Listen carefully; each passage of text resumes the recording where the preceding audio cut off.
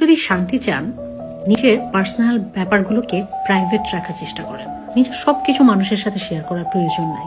আপনি যদি 100 টাকা ইনকাম করেন, জীবন যাপন করার চেষ্টা করবেন 90 টাকার মতো, যেটা আমরা সম্পূর্ণ অপোজিটটা করি। আমরা 100 টাকা ইনকাম করলে আমরা 150 টাকা শো করার চেষ্টা করি। আমার গাড়ি আছে, বাড়ি আছে, জমি আছে, জমা আছে, এক পোশাক আমি রিপিট করি না, এটা ছাড়া খাই না, ওখানে ছাড়া যাই না।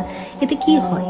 সোশ্যাল ভ্যালিডেশন, মানুষের কাছে স্ট্যাটাসটা একটু হাই করার জন্য এগুলো করে ভীষণ বোকারা। নিজের পার্সোনাল লাইফ যত প্রাইভেট রাখতে পারবেন, যত লো কি রাখতে পারবেন, আপনার যা আছে তার থেকে যত কম শো অফ করতে পারবেন, দেখবেন লাইফে শান্তি বজায় থাকবে। মানুষ আপনার সম্বন্ধে অ্যাসুম করবে কিন্তু আসলে বুঝতে পারবে না অ্যাকচুয়ালি আপনার লাইফে কি চলছে। যেই জিনিস আপনি যত কম এক্সপোজ করবেন, সেই জিনিসের প্রতি তত কৌতূহল থাকবে। একসময় নায়ক নায়িকা, গায়ক গায়িকা সবার প্রতি মানুষের কি কৌতূহল ছিল না? মানুষের জানার আগ্রহ ছিল। এখন নাই কেন? কারণ মানুষের বেডরুম থেকে রেস্টরুম সবকিছু এখন পাবে। পার্সোনাল লাইফটাকে প্রাইভেট রাখার চেষ্টা করেন, দেখবেন লাইফে বিপদ কম হবে, শান্তি বজায় থাকবে। আপনার মুভমেন্ট সম্বন্ধে মানুষ আসলে খুব দ্রুততার সাথে অ্যাসুম করতে পারবে না।